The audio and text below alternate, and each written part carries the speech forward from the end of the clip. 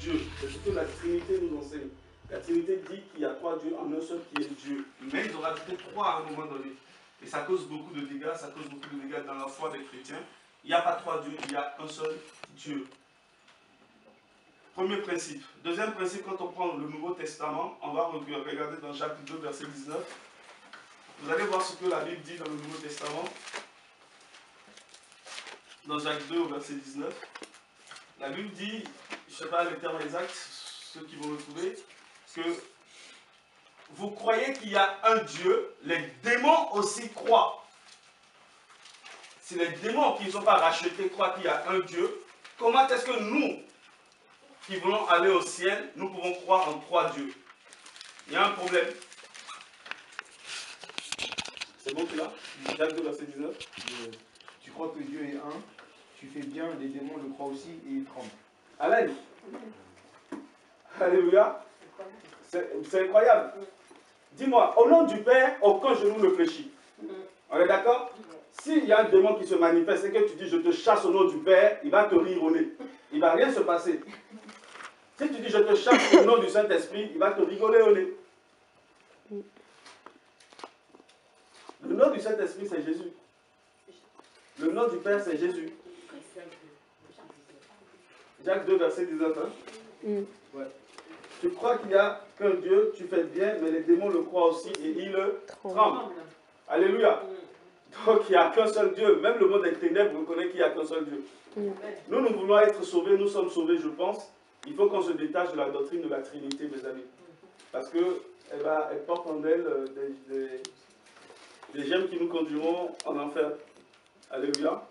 C'est comme les baptêmes au nom du Père, du Fils et du Saint-Esprit. Si mon nom a un père, je n'appelle pas mon père par son nom. Je ne dis pas, papa, je t'appelle au nom de en ton nom. Je dirai toujours, Roger, je t'appelle. Alléluia. Je ne peux pas dire, sœur, je t'appelle en ton nom. Si je connais ton nom, je t'appelle par ton nom. Si je ne connais pas ton nom, je dis, sœur, tu peux me rappeler ton nom, mais comment tu t'appelles? Vrai ou pas? Je ne sais pas, est-ce que vous êtes d'accord avec moi jusqu'à maintenant, les amis? Oui. Alléluia. Et il y a plein de passages qui vous diront que le nom du Père, c'est le Christ. Il dit, Jésus dira à un moment donné, celui qui m'a vu a vu le Père. Il est le Père. Et dans 1 Corinthiens 3, on dira, là où il y a la liberté, il y a le Seigneur, n'est-ce pas? Là où il y a le Saint-Esprit, il y a la liberté. Et le Saint-Esprit est Seigneur. Amen. Donc la Bible dit que le Saint-Esprit est Jésus. Il n'y a pas 3 dieux. On est dans 1 Corinthiens 3. On va le retrouver. Il n'y a pas 3 dieux, mes amis, il n'y a qu'un seul Dieu. Si vous connaissez le nom, utilisez ce nom-là en une fois, c'est tout. La Bible dit tout ce que vous demanderez à mon nom, vous l'obtiendrez. Vrai ou faux? À mon nom, pas au nom du Père, du Fils et du Saint-Esprit. Parce que si tu dis au nom du Père, du Fils et du Saint-Esprit, c'est que tu t'appelles à 3 personnes. Là, ça n'existe pas à 3 personnes. Il n'y a qu'une seule personne. Dieu. Jésus. Alléluia.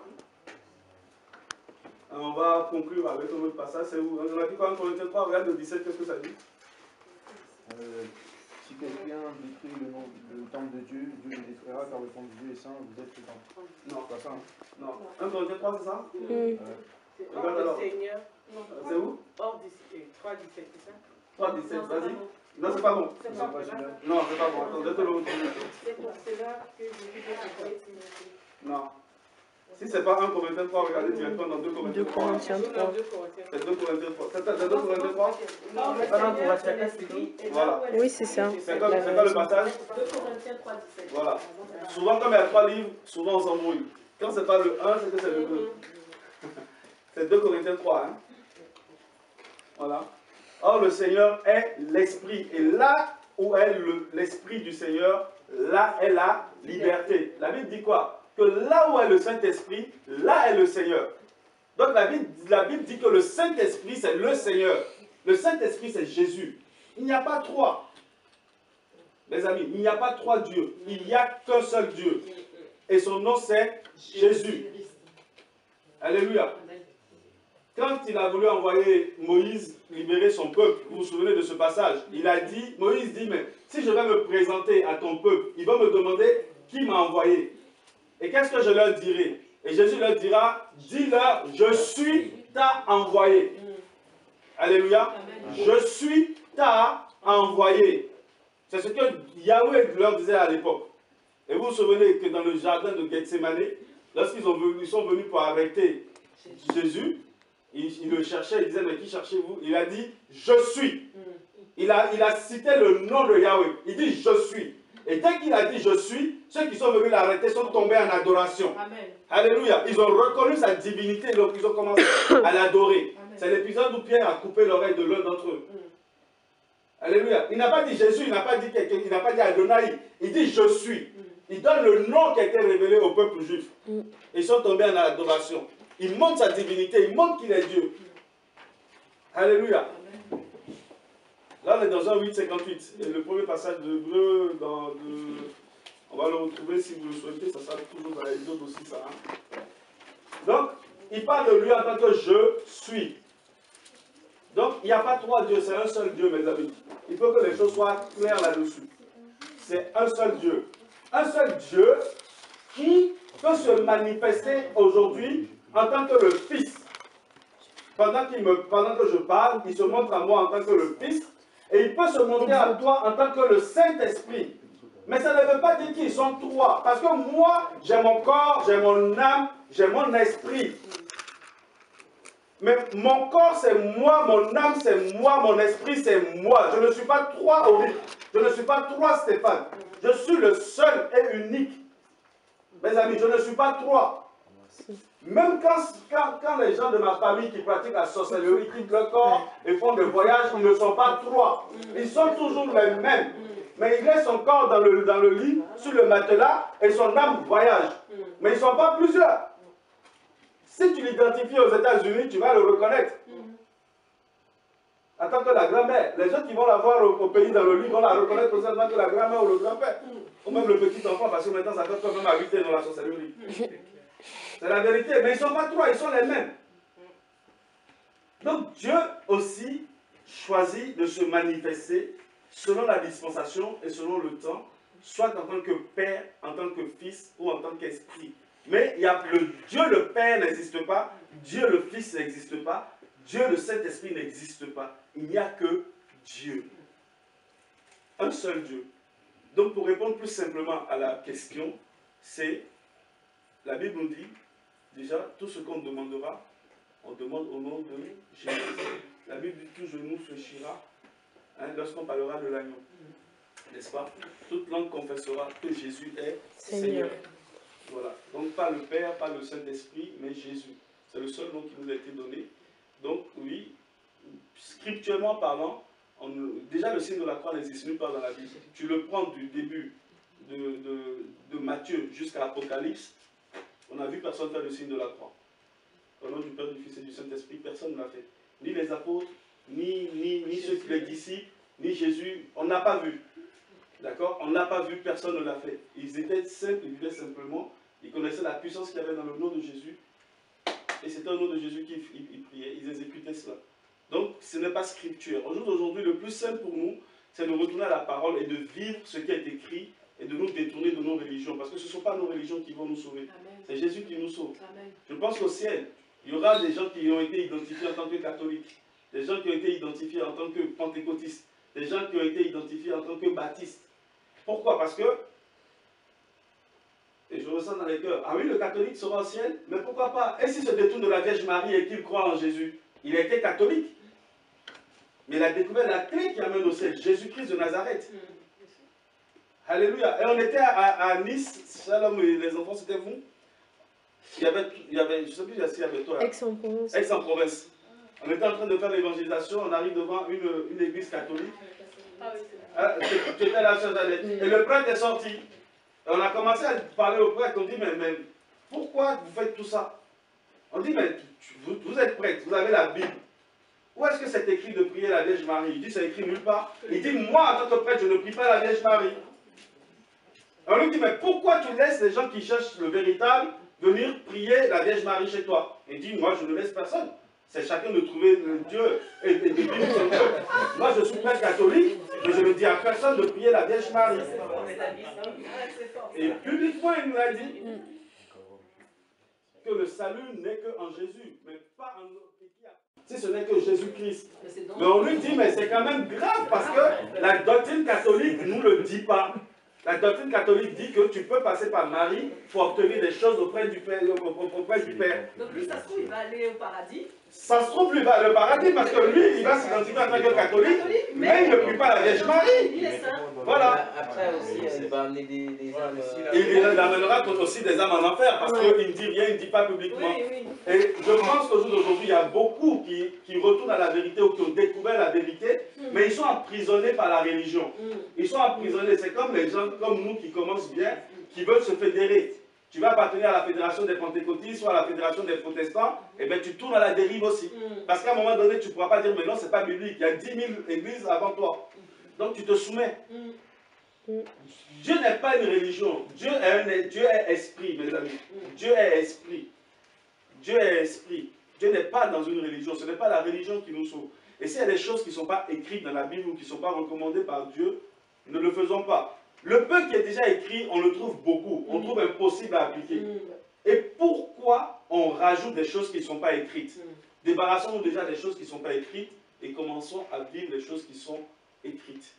Voilà. À la réponse à la question le plus simplement, c'est non.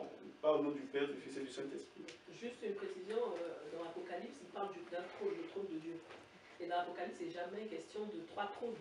Il est question d'un trône. Et moi, cette question, quand j'étais catholique, j'étais petite, je me suis toujours posé la question. Je me disais, mais si il y a Dieu, bon, il y avait déjà Marie, je dis, il est où son trône? Si on doit la prier, elle est Dieu, puisqu'on n'adore que Dieu. Donc si je la prie, c'est que je prie un Dieu, donc quelque part, elle doit avoir son trône avec Dieu là-haut. Donc je cherche dans la Bible, je ne trouve pas. Je demande à mes parents, je demande aux prêtres, personne ne me répond. Je dis, mais c'est pas possible, je viens de devenir protestant. On me dit, il y a le Père, le Fils et le Saint-Esprit, évangélique. Je dis, d'accord. Mais dans l'Apocalypse, là, il n'y a pas 3 trônes. Dites-moi, où pourrait passer le trône de Jésus? Parce que la Bible dit qu'il est mort, il est ressuscité, il a été glorifié, et il est assis à la droite du Père. Donc, ce trône doit être assis à la droite du Père. Montrez-moi. Mais personne ne m'a jamais dit. Montré. On m'a dit, non, mais c'est comme ça, son trône, il l'aura quand il viendra la 2e fois, et il va gouverner, Dieu lui donnera le trône. Je dis, mais montrez-moi, c'est écrit. Mais c'est pas écrit. Et c'est là que je me suis dit, non, en fait, Jésus est Dieu. Il n'est pas que le Fils de Dieu, qu'on nous montre le petit Jésus, il est Dieu. Et le Saint-Esprit n'est pas une 3e personne. Jésus, Dieu fait homme. Pour ceux qui ont la BJC, tu pourras lui passer après, qui nous est donné. Ceux qui ont la BJC, on retrouve la date exacte à laquelle la Trinité est rentrée dans le milieu chrétien. Et c'est Constantin, dans les années 100... C'est quelle page? L'ancienne BJC, c'est c'est bon. 1274. Ouais, Avec quelques versets un peu pour expliquer un peu la Trinité. Et tout. Donc pour ceux qui sont intéressés, ceux qui ont la BJC, vous pouvez peut-être passer après. Voilà. Donc, c'est bon pour tout le monde ou il y a des questions encore? Je ne sais pas, tu voulais intervenir, peut-être que tu avais là. Bon, tu sais, je voulais juste dire, en tant que catholique, ce que j'ai compris, bon, après peut-être ce que d'autres pensent, mais ce que moi j'ai compris avant même que tu n'interviennes, en fait, c'est ce que toi tu as dit que j'ai compris. En tant que catholique, ce où je vais, ce qu'on me dit, c'est le signe de croix, c'est dire je crois en Dieu. Mais Dieu qui s'est fait homme en tant que Fils, et Dieu aussi il est descendu en tant qu'Esprit Saint. C'est ça que je dis. Et même quand on récite le je crois en Dieu, si on récite cette prière-là, c'est ça on dit je crois en un seul Dieu. On ne dit pas je crois en 3 dieux. Mais je crois en un seul Dieu qui s'est fait homme. Et je crois en un seul Dieu qui peut se faire aussi Esprit Saint. Gloire à Dieu. Mais après, pourquoi la Trinité? Pourquoi on nous enseigne la Trinité? Cette Trinité, bon peut-être après je vais dire que il y a les prêtres, même les pasteurs, tout le monde, ce sont des êtres humains. Chacun a sa compréhension, chacun interprète, et même nous-mêmes ici, chacun interprète. Il y a certains mots, on pense qu'on interprète autrement, mais finalement l'idée y est. Chacun interprète de sa même manière. Les enseignements sont faits assez différemment. Non, je ne peux pas dire ce que d'autres ont dit, mais moi ce que je peux dire, c'est que ceux que je fréquente, ils n'ont pas une interprétation différente de ce que j'entends ici. Ils ne me disent pas, d'ailleurs peut-être le point où on ne va pas s'entendre, c'est sur la Vierge. Mais je ne vais pas, on va pas. Non, on va pas passer la comme si la parole. guerre. Mais je veux dire, pour cette histoire de je crois, c'est toujours. J'ai un credo là, moi, Oui. je crois dans En un seul Dieu. Mais gloire à Dieu. Gloire à Dieu. Non, Là-dessus, je suis désolée. ah non, attends, Je crois à l'église au sein catholique, ça continue. Hein. à la fin, ça c'est à la fin. Non, mais je l'ai. Non, la fin, je crois à une sainte église catholique. Ça, c'est pas bon. Comment on définit l'église catholique? C'est de là qu'il faut parler. C'est l'Église universelle. Comment on définit l'église non, comment on définit l'église? C'est de là qu'il faut partir. L'église, c'est quoi? L'église, pour nous, c'est une communauté. Parce que rester seul, là, pour on est en communauté en train de prier. Là, on peut appeler ça une église. C'est juste un nom qu'on va mettre dessus. Comme on appelle ça, les prêtres diront, après tout ce qui peut être ce sont des méthodes qui vont te permettre de dire, comme on appelle ça, prier, te mettre dans un cadre. Mais après, ça n'empêche pas de chacun vivre sa foi, ou bien chacun vivre. L'église, qu'on appelle l'église, c'est nous tous. Le prêtre dit toujours, on ne peut pas faire, lui seul, il ne peut pas faire une église. C'est ce qui est marqué dans la Bible. La Bible dit, La Bible dit, non, attention, Jeannette. Revenons aux Écritures. Revenons pas Tu sur ne peux les. pas faire toi seul une église. Mais c'est marqué dans la Le mot église en grec veut dire quoi?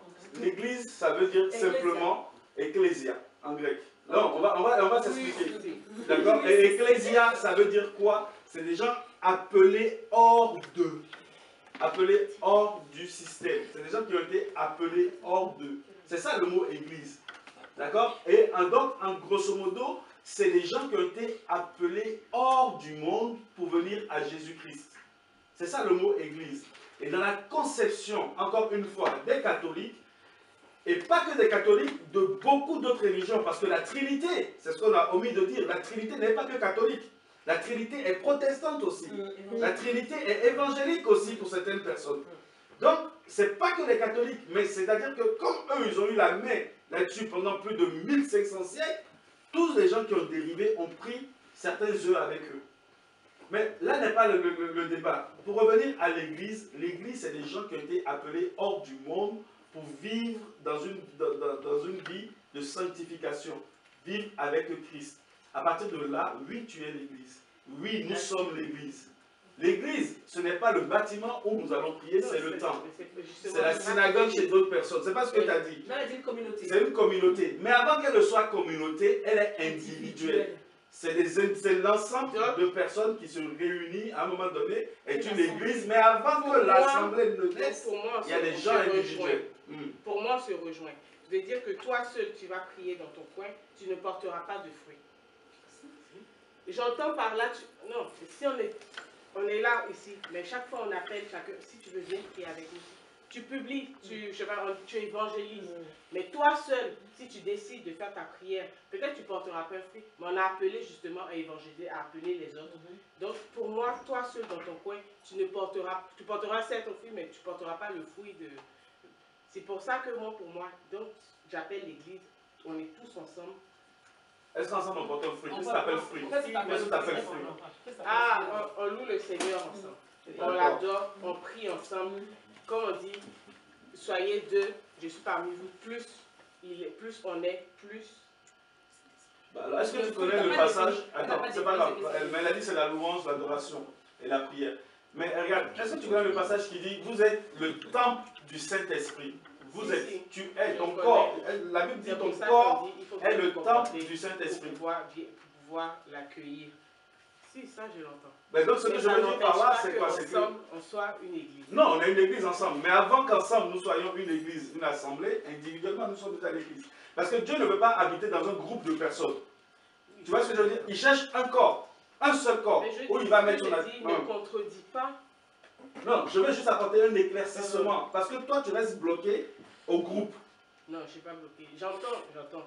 C'est ça, je viens de dire un temple. Tout seul, j'accepte que tout seul, si tu veux, on peut appeler ça, tu es l'église tout seul, parce que toi seul tu reçois, mais tout seul, unique, tu ne peux pas rester là. C'est pas bon non plus tout seul, oui, je suis d'accord, il faut la communion groupe, fraternelle. Que ce soit tout seul tu es église, mais c'est ce petit bout qui forme une grande église.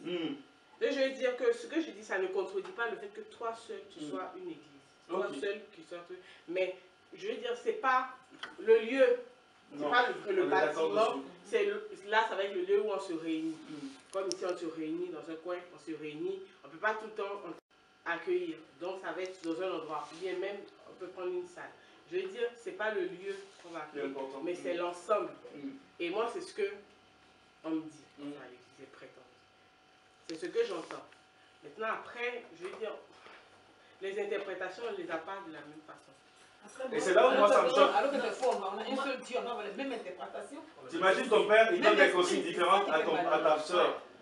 Non, tu ne peux pas, parce que quand, en tant qu'être humain, non, moi je ne vois pas, là c'est pas une histoire d'église. En tant qu'être humain, on a toujours dit, là c'est ceux qui font les études dans la pensée là, je peux te dire une phrase, je peux te dire un truc, et vous êtes 5 là, chacun interprète ce que je viens de dire de la même façon avec le sentiment qu'il a. Mais ça, c'est vrai. Est-ce que tu crois en Dieu, va chez Jésus? Ça, c'est les blâmes. Tu vois, Ça dit ce que je viens de dire, ça n'empêche pas Non, attends. ma croyance. Est-ce que tu crois en Dieu? Oui, je crois en Dieu. Si tu crois en Dieu, si tu la reconnais comme ton Seigneur et ton Sauveur, il vient, il dépose son esprit en toi. Et c'est son esprit te guide. Le prêtre, le pasteur que nous suivons, ils ont reçu ça et ils t'enseignent. Ça veut dire que toi, tu peux le recevoir. Si tu l'as reçu, il habite en toi. Et c'est lui qui t'éclaire dans sa parole. Maintenant, la définition de ce que l'autre te dit, toi, tu l'as reçu de toi. S'il lui parle aujourd'hui, c'est parce qu'il l'a reçu. Le prêtre, il est qui? Le pasteur, il est qui? Ils sont tous pareils comme nous. Ils sont à l'école, nous appris à lire. Oui, maintenant, voilà. Donc, ils sont comme toi et moi. Non, je ne les mets pas sur notre piédestal. Bon, eux-mêmes, ils le disent. Voilà. Donc, je veux dire. Donc, toi-même, c'est pas forcément ce qui va nous. Donc, toi-même, toi-même, laisse-le pas. Laisse-le prêtre. Laisse-le pasteur.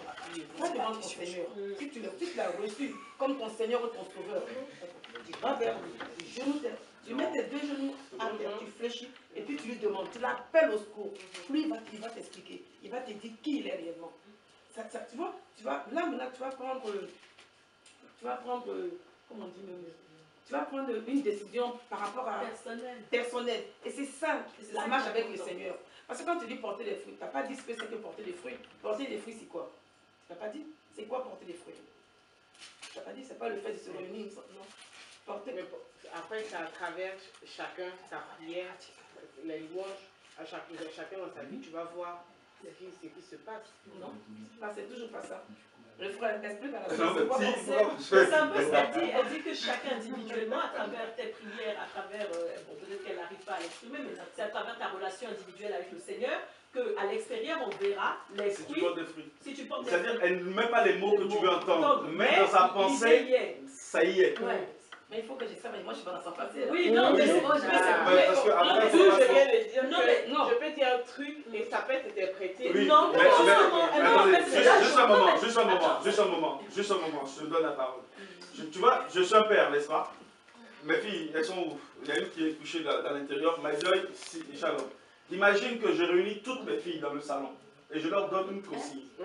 Je leur donne une recommandation. D'accord? S'il vous plaît. Je réunis mes filles, écoute Shalom, je donne une consigne à mes filles, à mes 3 filles, n'est-ce pas? Et elles ont noté toute la même phrase. Imagine que quelle que soit la grâce, quel que soit l'amour que j'ai pour elles, que je me retrouve aux États-Unis et qu'elle m'appelle et que je lui dis, tu sais, la consigne que je t'ai donnée, voici ce que je voulais dire derrière. Et qu'elle, qui est en Espagne, elle m'appelle et que je lui dise la même consigne que je vous ai donnée, voici l'interprétation que je voulais que tu aies. C'est du désordre. Un père ne met pas le désordre dans sa maison, il met de l'ordre. Il n'aime pas un plus que d'autres, il ne donne pas une révélation sur une consigne, exceptionnellement à une façon pour telle, parce que l'autre, elle est blanche, l'autre, elle est noire, ou l'autre, elle est asiatique, ou non, ça n'a pas de sens. Dieu est amour. C'est nous les hommes qui interprétons selon ce que ça nous arrange. Mais un père ne détruit pas ses enfants. Il est un père pour nous. Que je sois chrétien en France, au Bénin, en Côte d'Ivoire ou en Espagne, la Bible, elle est unique, elle est ce qu'elle est pour nous tous. Et le message de Dieu doit être unique parce que c'est le père qui parle à ses enfants. Mais oui, nous faisons des interprétations selon les hommes. Et c'est là où c'est dangereux. Donc c'est ça que j'entends. Même pas Dieu. C'est pour ça que les sœurs te disaient que... Oui, c'est pour ça que la sœur te disait qu'il fallait une relation personnelle avec Dieu Et non d'être dépendant d'un enseignement d'un pasteur Qui ou va d'un te prêtre personne ou qui d'un Il va mari. t'égarer. Mais tu ne peux pas être seul pour dire que la preuve dans l'ensemble ici, chaque fois que quelqu'un va parler, va témoigner, ça va encore plus augmenter ta foi. C'est pour ça que je dis, tu ne peux pas, je suis d'accord, l'Esprit Saint se révèle, il va venir t'éclairer. Et malheureusement, justement, c'est dans cet esprit que tout le monde, chacun en tant qu'être humain, fait son interprétation. Amen. Donc, c'est pour ça qu'il y a différentes interprétations. Et c'est sur ça que je me base pour dire qu'on n'interprète pas les choses de la même façon. Mais ça ne veut pas dire que l'Esprit Saint n'est pas sur eux.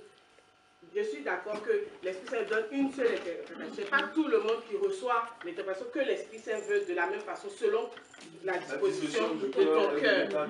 Mais tu ne peux pas rester dans ton coin.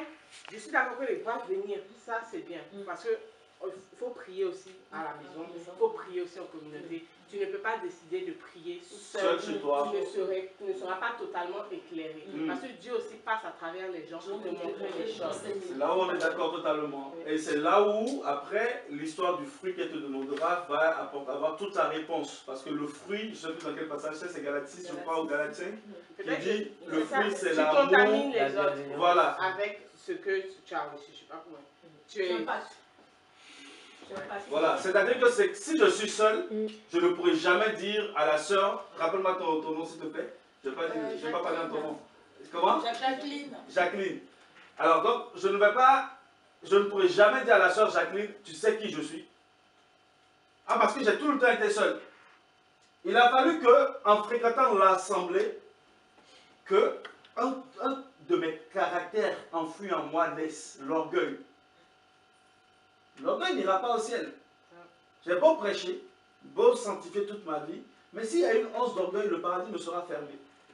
Mais le jour où je serai conscient que l'orgueil, parce que des fois on n'est pas conscient de notre état, on fait semblant de ne pas être conscient. Mais dans la communion fraternelle, lorsque les pierres s'entrechoquent, on voit le caractère. Et c'est là que la communion fraternelle a tout son sens. Tu sais, quand David a voulu tuer Goliath, la Bible nous dit qu'il n'a pas été prendre n'importe quelle pierre. Il a été prendre des pierres au fond du ruisseau. Vous savez pourquoi? Parce que les pierres au fond du ruisseau, il y a l'eau qui les bouge. Et quand l'eau les bouge, elle se tape. Et quand elle se cogne, elle s'effrite. Elle se blesse. Et l'eau les polie. Hein? Il savait qu'au fond, c'était des dépôts de pierres qui ont été déjà polis, lisses. S'il mettait dans la lance, la trajectoire n'allait pas bouger. N'allait pas être dévié par le vent ou quelque chose. Alors c'est l'image de la communion fraternelle. Dieu veut que nous soyons ensemble pour que l'eau du fleuve, qui est l'eau de sa parole, puisse nous baigner, nous puissions baigner dedans, nous puissions nous entrechoquer dedans. Quand on est dans l'eau de la parole, les vérités qui sont cachées sont à nu. Tu sais qui je suis?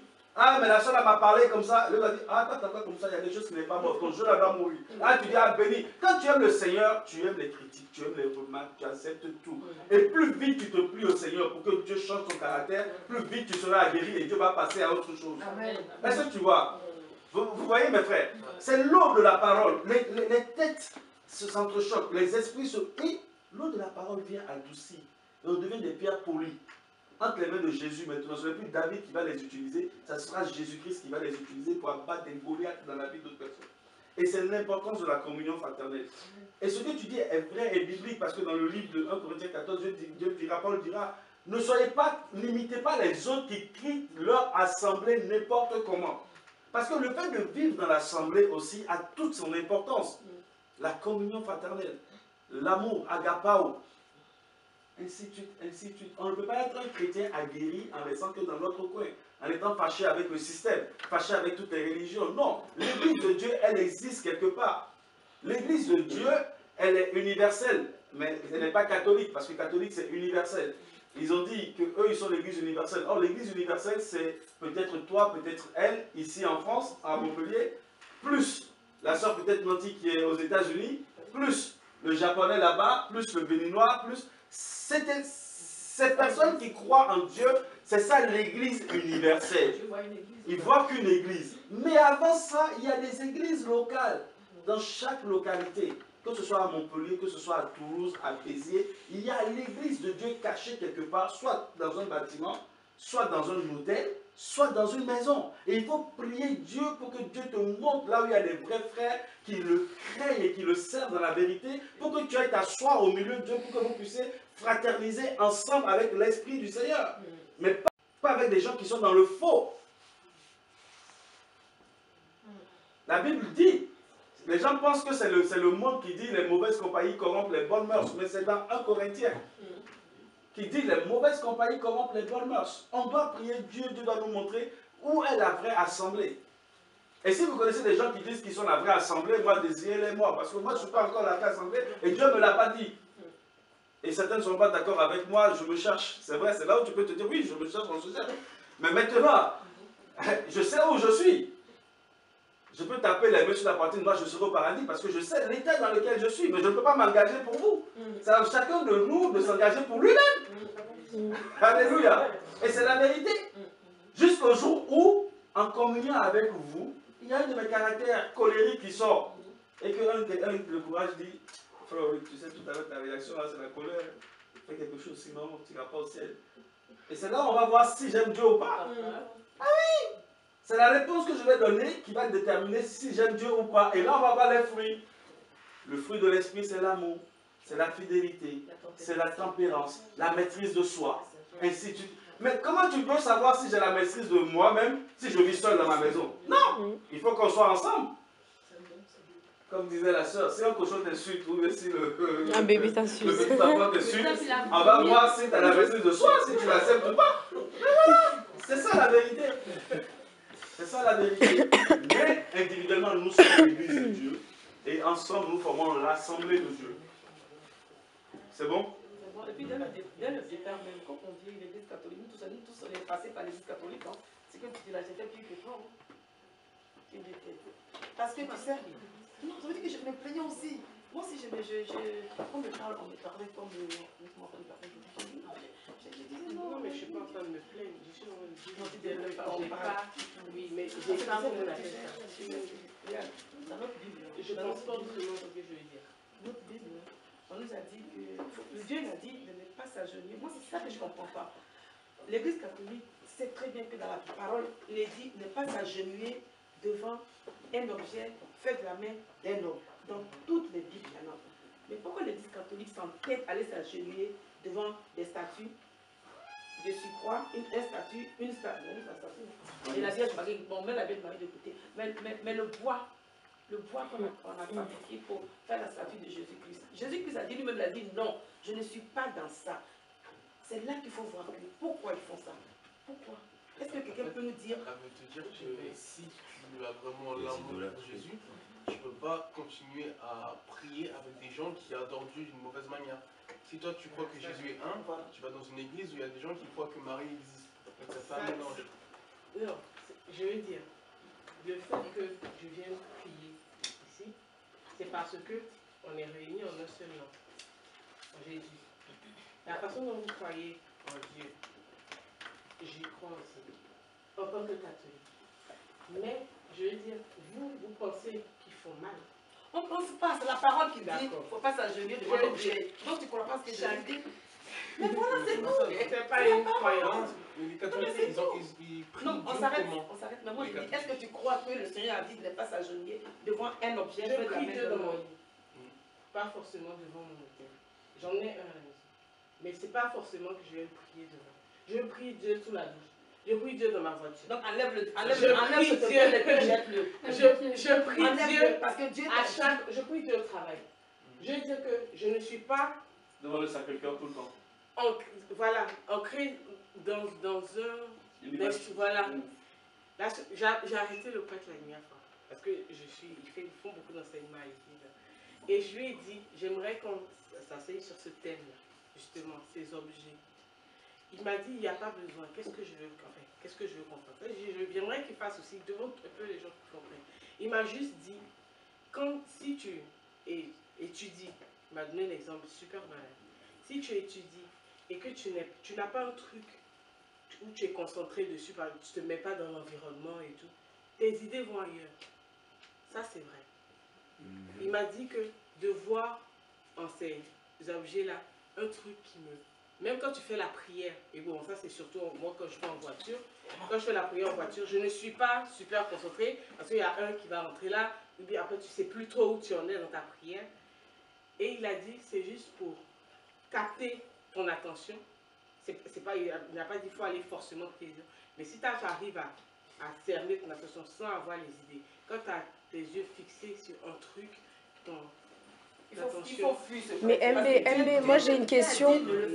MB, j'ai une question.